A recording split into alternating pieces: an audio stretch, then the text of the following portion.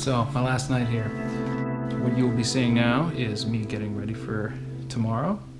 It's going to be the worst ride yet.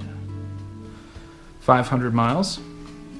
I'll be moving all the way across North Dakota, so not looking forward to it.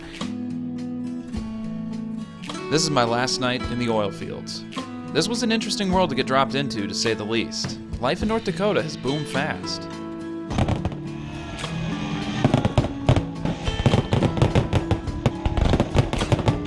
Many I knew from my younger years that went out here, they were originally going for a quick buck, and now some of them have ended up starting families and settling down. It's crazy to think what this region has done to people here, the country, and the world at large. You can tell you're in a city full of men, as fireworks seem to be going off all night on a Tuesday night well past midnight. So, this is what it sounds like in Williston today.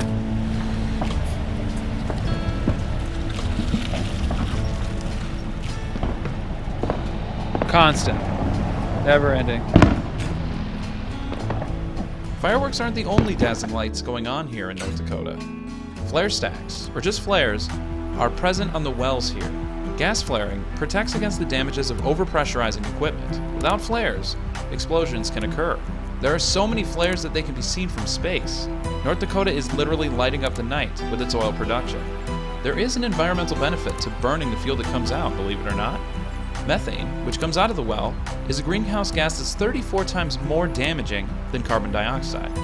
Burning methane turns the gas into carbon dioxide, which is much less destructive. It would ultimately be more beneficial to the environment if there were no production at all, of course. Unfortunately, flares also attract wildlife, such as insects and birds. Several thousand species of migratory songbirds have been found to have been killed by flares. In areas where flares are common, killing insects has caused flowers in the area to go unpollinated, dying without reproducing. About 1.2% of the world's greenhouse gas, carbon dioxide, comes from flaring. There's not many places like Williston in the US anymore. It's a legitimate 21st century boomtown. We may never see anything like it in coming generations. The boom has left a permanent mark on North Dakota.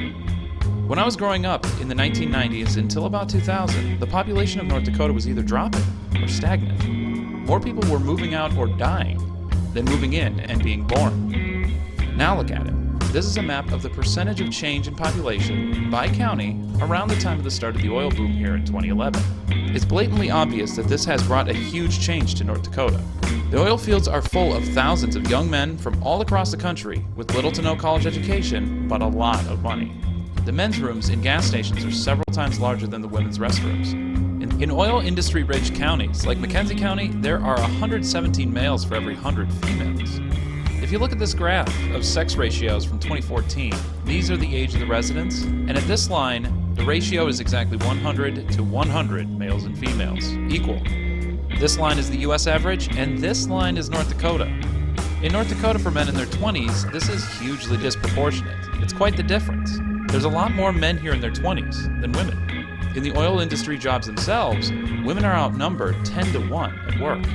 The truckers, the rig operators, the engineers, inspectors, waitresses, and dispatchers, it's ultimately a large-scale, small-town atmosphere running on stimulants. Women working as exotic dancers and even in sex work have been known to leave high-profile locations like Las Vegas to the oil fields for more pay. I can only imagine what the locals believe, and I've even asked some. Rent and hotel rates have skyrocketed. Initially in the boom, the shortage of housing led to an overabundance of makeshift trailer parks called man camps. Some of these camps were put together without codes, so when a fire would break out, escaping was a challenge and fire truck access was nearly impossible. In 2016, the rising oil production in Saudi Arabia caused the price of oil to drop. We talked about this 2 episodes ago. This caused a lot of layoffs, and many who thought that they'd made their nest egg ended up moving elsewhere and left. For the oil fields, this has allowed the local towns time to catch up. They can build up their public resources such as infrastructure and services, while the private sector can build housing, restaurants, pharmacies, and other businesses. While many of the locals are happy that their towns have not dried up like many other rural regions have in the 21st century, they also acknowledge that the towns that they once knew are never coming back. I'm leaving the Bakken behind me as I push ever eastward.